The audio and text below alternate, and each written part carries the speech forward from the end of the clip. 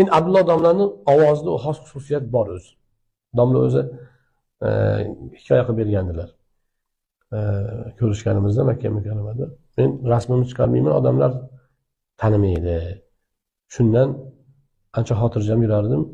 Gapirsam ovozimdan tanib qolishyapti deb kuldi. Chunki u kishida o'sha original ovoz bor. Unaqa ovoz hammada ham bo'lmaydi. Masalan, ba'zi bir dublajda ishlagan Afzal Rafiqovning ovozi misol uchun tanish.